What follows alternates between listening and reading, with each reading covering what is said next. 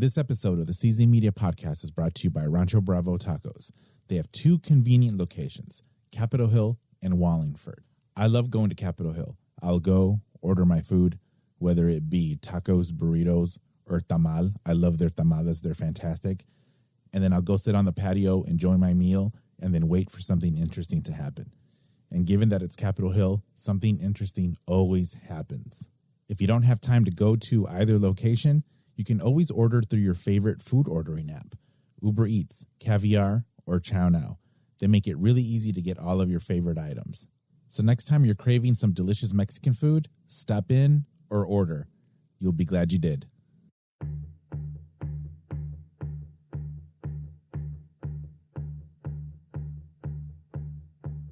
Tonight I'm feeling mean, I'm feeling mean. Tonight I'm feeling mean, I'm feeling mean. Tonight I'm feeling mean, gonna make an ugly scene. Tonight I'm feeling mean, I'm feeling mean. Tonight I'm gonna pick myself a fight. If some deserving dirtbag a black eye, and if he swings at me, then I'll bust that sucker's knee. 'Cause tonight I'm feeling mean, I'm feeling mean.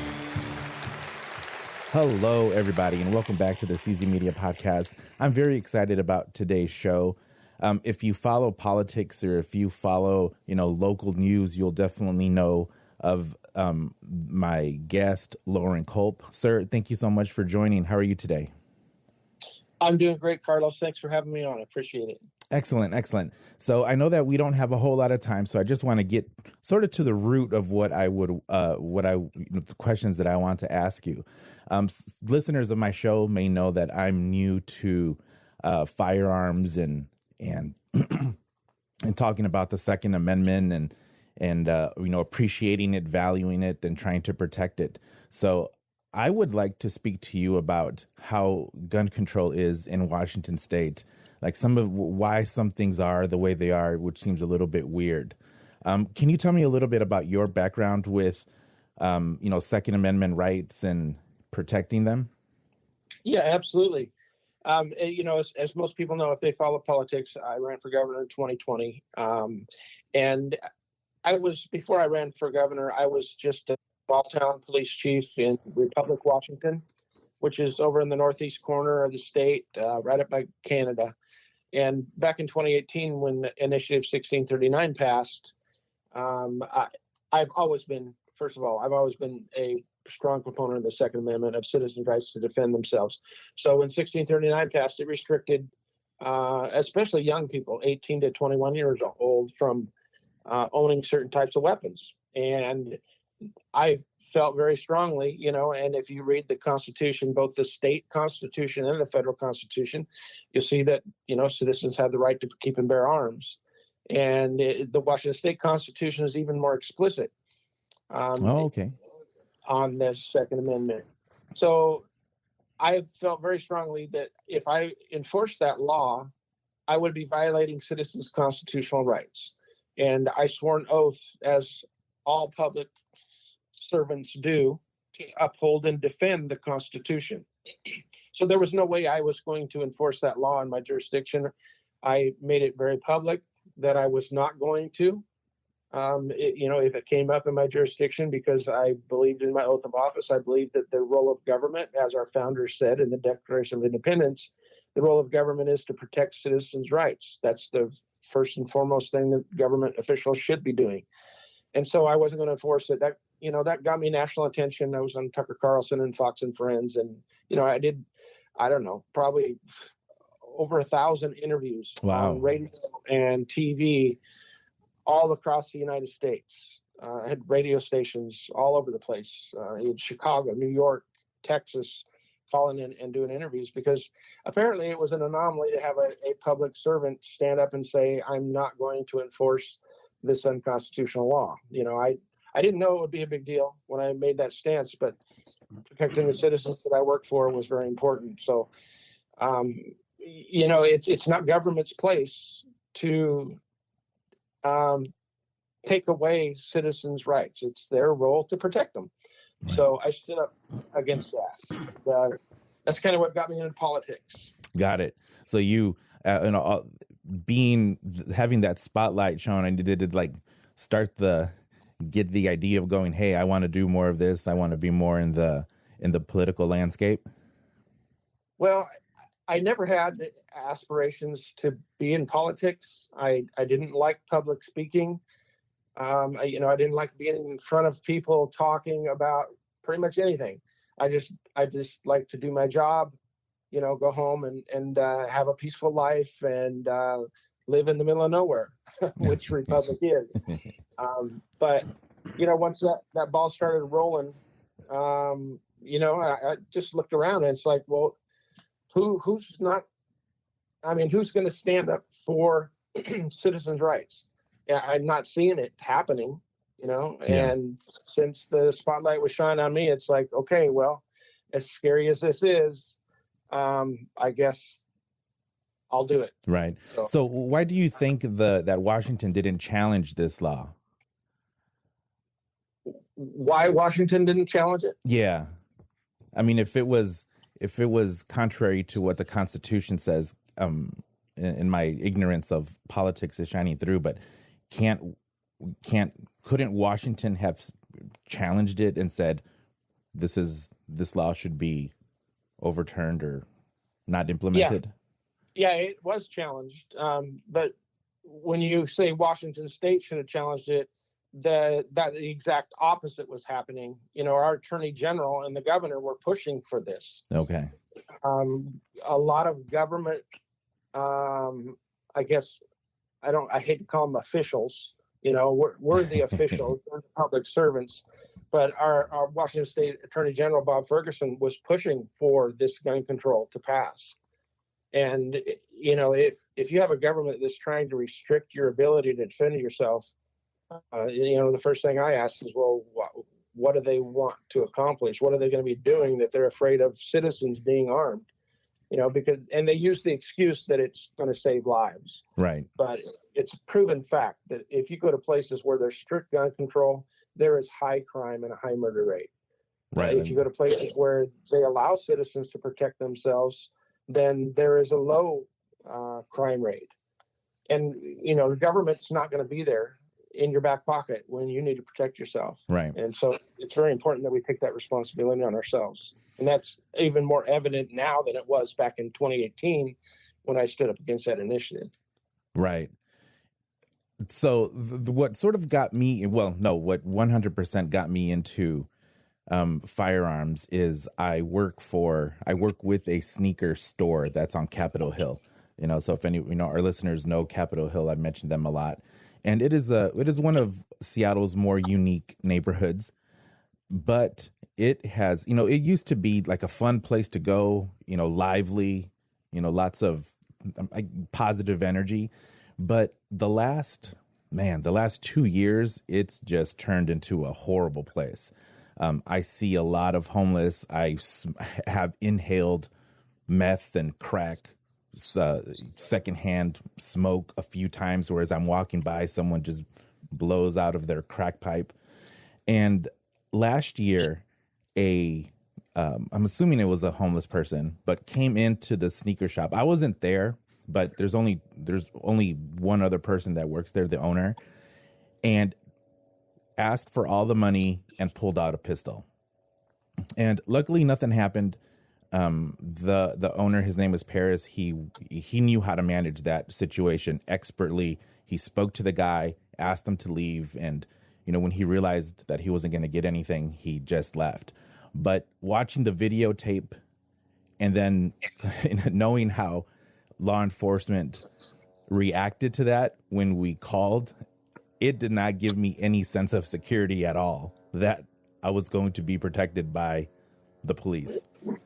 So, Right. so I started to do the research, find out what I could do, applied for my concealed carry. And that concealed carry comes with from what they told me, a pretty intense background check. And then purchased a pistol. But then one of the things that I thought was really pointless was when I purchased my pistol, I had to do another background check that took 2 weeks before I was able to take possession of the firearm. Can you tell us a little bit about why that is? Yeah, it's because government thinks that they control you. If you, to get this podcast rolling, did you have to submit to a background check for your First Amendment? I mean, did you have to get a permit? Did you have to ask the government's permission to exercise your First Amendment rights? And the answer to that is no. No, right. And the same thing should apply to all our amendments, all of our rights, because government didn't give us those rights. If you read the Declaration of Independence, we're endowed by our Creator with inalienable rights, and then they're enumerated in the Bill of Rights.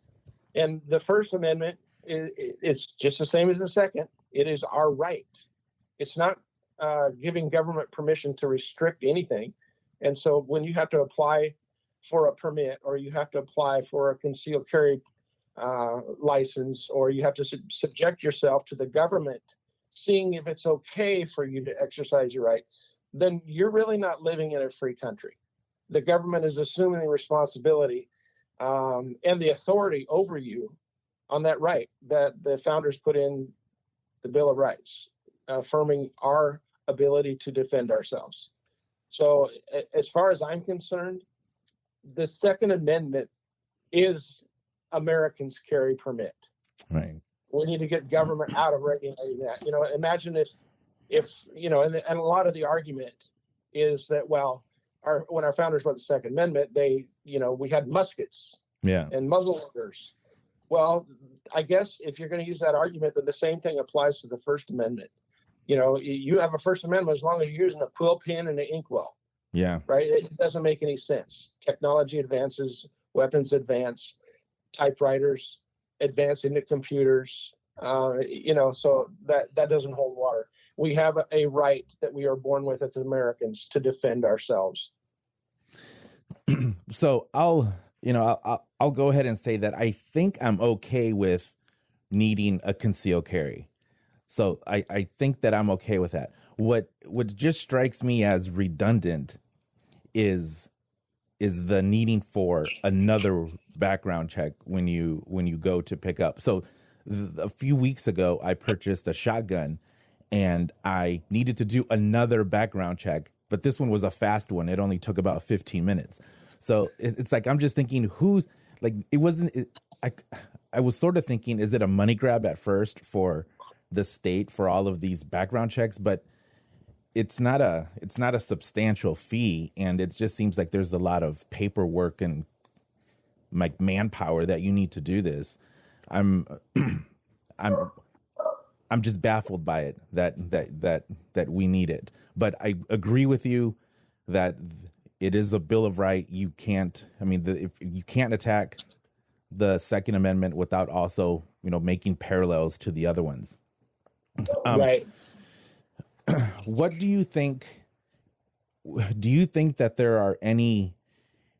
Well, I don't like to, actually. That's so funny. I don't like to use the word leaders either, because a lot of the times when people talk super super highly about some elected official, I just say, what do you think makes this person so much smarter than all of us that they can tell all of us what to do?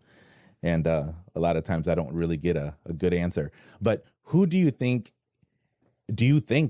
there are any people who are running for office within the next, 5 years or so that would be friendly to the Second Amendment? Do you think that's a possibility in Washington State in the next few election cycles? I don't know, governor is not till 2024. Nobody's running for governor at this point. I don't know who may or may not. But I do know that there are at least a couple people running for Congress that made it through the primary, and that's Joe Kent and Matt Larkin, and they are big time supporters of all of our amendments, all of our rights, including the Second Amendment. Yeah, I think that those names need to be out there. I mean, I'm not a single issue voter, and when I speak to people and it really seems like they're single issue voters, I try to broaden a little bit about the way they think. And it's like, you may lose on some things, but it's the overall, like, who overall do you think will represent you? But I really do think that the Second Amendment protections are pretty important. So having a candidate that has that on the platform, I think it's really good, and we should, support them. Absolutely. And, when I ran for governor in 2020, I spoke about not single issue, right? Not just the Second Amendment. Everybody knows me. That's how I got into the public eye, was because of the Second Amendment. But at almost every speech that I gave all across the state, and we had a campaign that was like no other campaign that this state has ever seen. We had rallies with 2,000 to 3,000 people right coming out, and the biggest ones that we had were in King County. Everybody says that's the bastion of liberalism. Nobody there will support you. Well, that's actually where we got the most people turning out at the rallies. But I didn't just talk about single issue. I talked about the entire Constitution, right? The state Constitution, the federal Constitution, the Bill of Rights. And when that is followed, when our elected public servants follow the rule of law, which is the Constitution, that's what they raise their right hand and swear an oath to do. When that's followed, then everyone is protected equally. Right. It doesn't matter your age, your sex, your preference, your education, or your income. Everyone is protected equally under the law.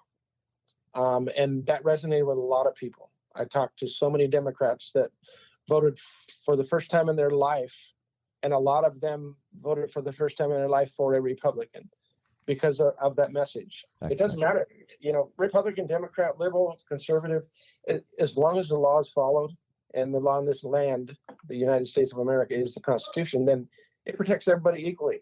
Right. And actually when the term equity and equality, and there's usually someone losing out when these conversations happen and those words are used. For example, the decriminalization of theft in Seattle. Small stores like the one I work with, if someone steals an item, it is a big hit. It's like we're not Walgreens or Walmart that can absorb theft or have a budget for theft. But if it's not over $500, then there's no recourse. We can't do anything. And that's why it is important to have protection when you're working. I mean, isn't that nuts that we feel we need protection to work at a place that sells sneakers? I mean, that's when we get into the bigger talk of culture and society, and it's like I post that question too to my social circle. It's like, do you really think that I should feel the need to have a concealed carry when I'm just trying to, enter in some sneakers to inventory or help someone find what size they are? That to me is just very, very unfortunate. Well, I talked about this a lot on the campaign trail. When you allow bad behavior, if you allow it, you're going to get more and more bad behavior. And, that's what's happened. Crime continues to go up because it's allowed. Right. And it's allowed by the people that we put into office, which is pathetic. It goes back to what I said before. If the law is followed, then it protects everyone equally. Well, the law is not being applied equally. The people that are living on the streets, that are doing meth and they're doing heroin and they're stealing from stores and they're assaulting people, they're not punished. And so that bad behavior is being allowed. Right. And it's encouraged, really. It's what? It's being encouraged. I mean, when we talk about injection sites and it's being encouraged. I moved to Seattle about 20 years ago. And the very first time I came here, and my my girlfriend at the time, now we've been married, we've been together for about 20 years now, but she would take me around, and it was just gorgeous. And I came from a little town outside of Chicago, for Aurora, Illinois. And Aurora was just flat.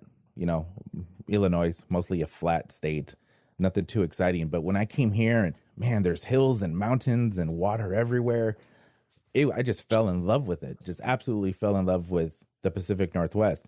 And it is not I don't know if I would have that same feeling if I were to have experienced that now. I would have been like, man.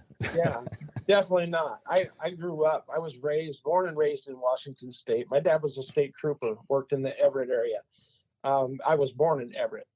But most of my young childhood, we lived over by Port Townsend in a small community called Chimacum. And that's where I went to school up till I was a freshman. But when I was younger, my parents used to take us to Seattle. We'd go to Pike Place Market. And it was absolutely beautiful city.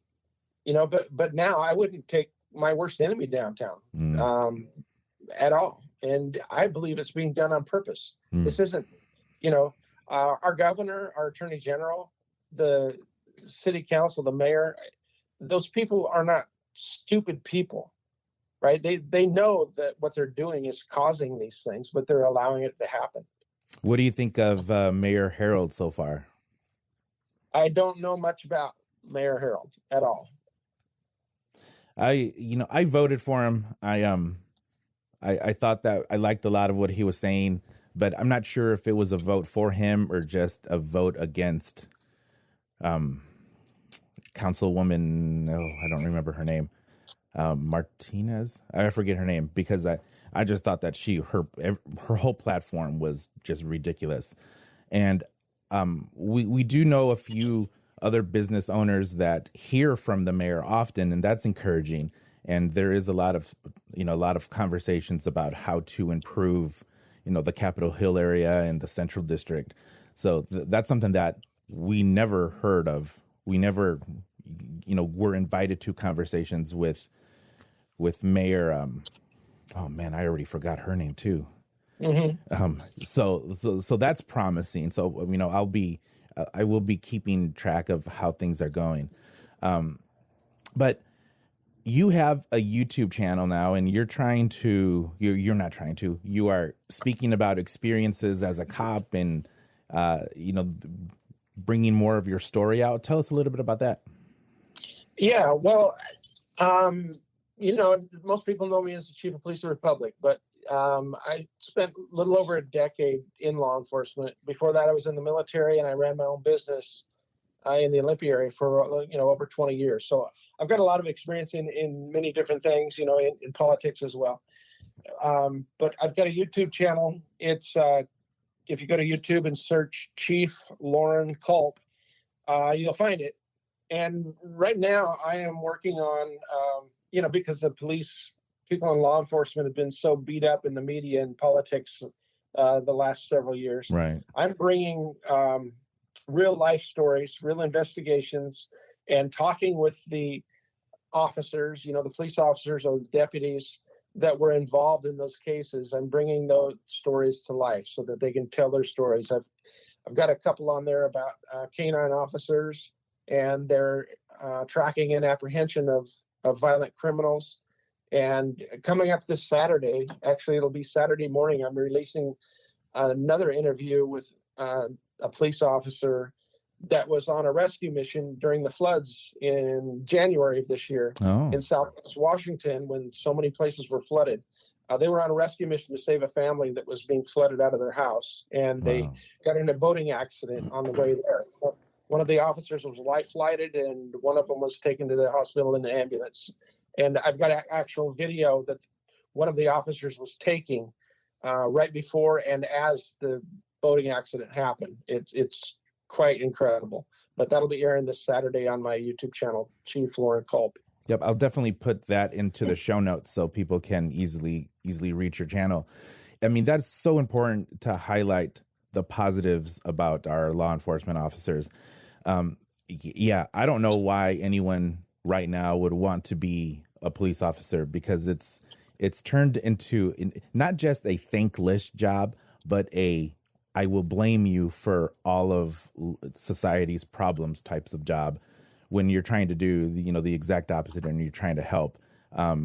It's when I follow the Seattle Police Department on Facebook, and they do highlight new officers, but as I look at those posts, I'm like, man, it's like, dude, they're just in for an emotionally tough, even more so than being a police officer, but an emotionally tough time. Is it true? I heard this stat, and I'm not sure if you know this correctly, but every year an officer has between 15 and 20,000 interactions with different people in a year. Oh, I would say definitely, especially in the big cities, for sure. Because when I've had these conversations also with my friends, and I said we don't have millions of police officers all over the country. It's like there's considerably less than what you think, and each of those officers have unique interactions with 15 to 20,000 people.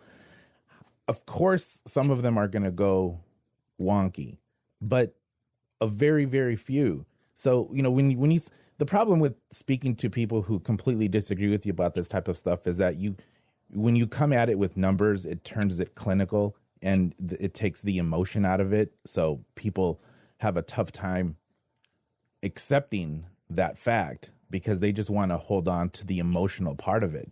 But the reality is that there's not a whole lot of cops. There's a whole lot of people, 335 million people. It's like, you can't expect there to be nothing. I mean, we're imperfect. We're human. And we're trying to always be better. And I think it just goes along with cops. But when you put some perspective into it, I think that we just have to, calm down a little bit. Yeah. I mean, every police officer I've met, and I've trained with police officers from all across the country, at different trainings that I went to in my over a decade of being in law enforcement. They are regular people. They just want to go do a good job and go home safely to their family at the end of their shift. And just like anybody else, I've never met anyone who's not made a mistake at work. Right. And the same thing is for police officers. We're all human, and we make mistakes. And police officers, when they make a mistake, they pay for it. Right. And publicly. Yes. Very publicly. So. Yeah. But the overall law enforcement are very good people. They work hard for their community, and they do a darn good job. You think about all the interactions every single day with the hundreds of thousands of police officers all across the country, and how often do we hear about one bad apple? Exactly. And what happens with that bad apple, right? The other police officers want that guy gone. Yeah. And they usually are in a short order. Right. Well, thank you so much for your time, sir. I greatly appreciate it. I will put the link to your channel in the show notes. And then, have people follow you on social media. Thank you so much. I appreciate it. It was a great talk. Absolutely, Carlos. And I'm on Twitter and Facebook as well, at Loren Culp. Yeah, it's so interesting that with Twitter, I've gotten success with asking individual people to come on. When people say, "Hey, how did you get this person to come on your show?" I was like, "Well, I asked them on Twitter and they said yes." So Twitter, you never know until you ask. Exactly. Like, hey, I mean, plenty say no, but hey, I've had some super awesome ones that have said yes, like yourself. Well, I'll tell you one person that you probably should. She's an up and coming. I don't know whether she's going to be a politician or whether she's going to be in the media, but she is very good, and you might want to look her up. And her name is Kellyanna Brooking. Okay.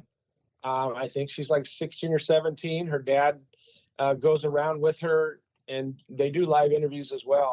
She interviewed me when I was running for office, but she's very sharp. Okay. So, I'll look her up. And she's got a pretty good following as well. So excellent. All right. Thank you, Carlos. Thank you, sir. Okay. Bye-bye.